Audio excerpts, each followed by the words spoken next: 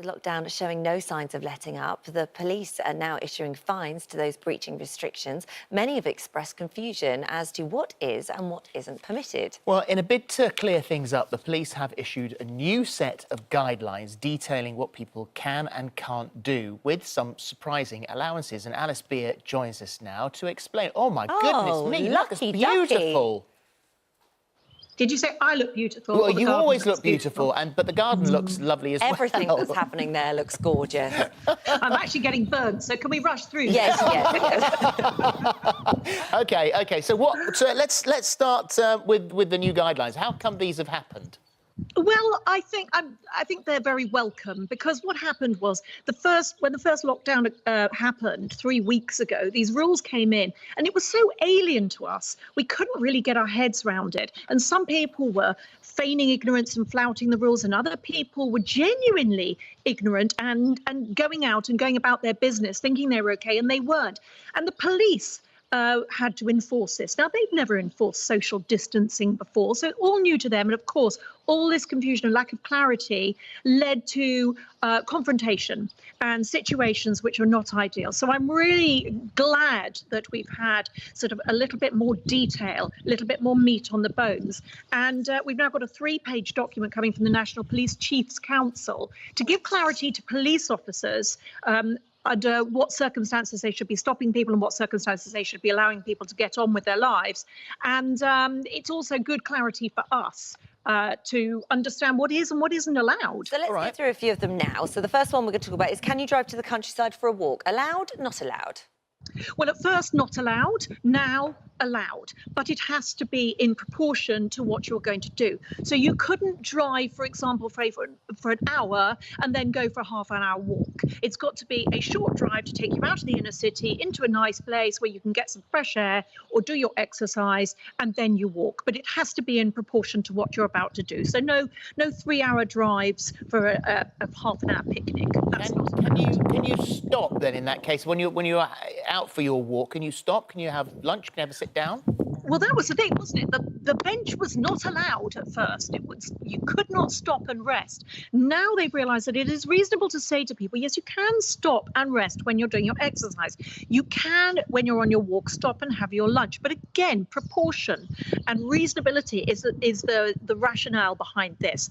If you are going out and you're going on a 1-hour walk, you can sit down and spend 15 minutes having your coffee on a bench. That's allowed. What you can't do is walk to the park for 10 minutes and sit on a bench, because anytime you are sat or lying sunbathing, you are restricting other people's flow of movement. They have to stay more than 2 meters away from you, and you are restricting their movement.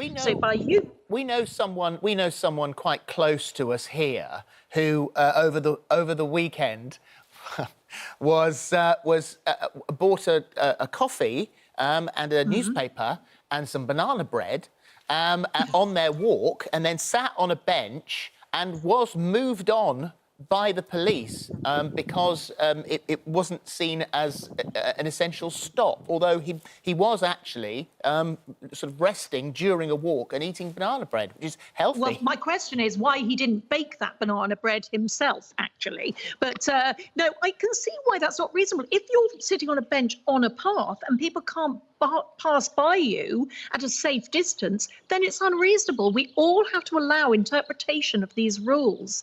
For the police, they are here to keep us safe.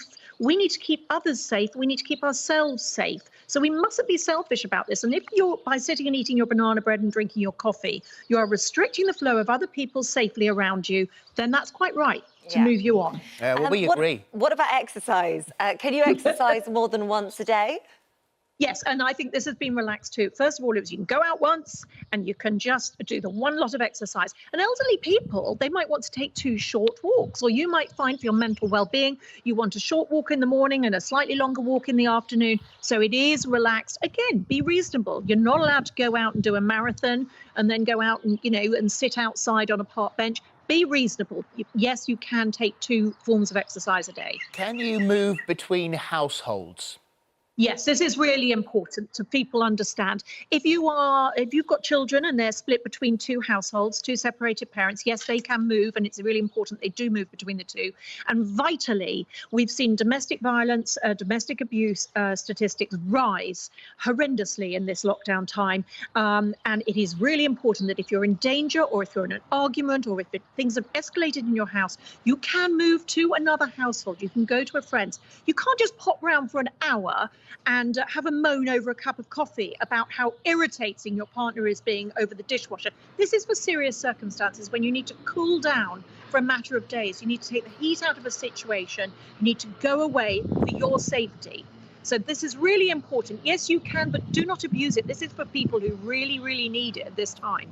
And can you buy tools for maintenance and upkeep? Well, we've all seen the pictures of people coming out of DIY shops just laden down with all this stuff that doesn't look essential. You can buy tools to repair or to mend or to maintain. You cannot go out on a mission to buy paint and wallpaper to renovate or improve things. I know it's tempting, it's the perfect time to do it, but unless it's part of another journey, you cannot go out specifically to buy things. You are taking up space that other people need around you, and it's a selfish thing to do. So think twice before you do that. So if you are in Boots and you're getting a prescription, can you buy aftershave? Yeah, absolutely. Of course you can. And if you're in the supermarket buying your essential groceries and a couple of bottles of rosé happen to fall into your trolley, that's not a problem. You know, you can buy non-essential goods if you're on an essential trip anyway. The vets are open? Vets are open, but if you can do it by phone, do it by phone to save you going into the surgery. What about, can you support a vulnerable person if you're not a charity?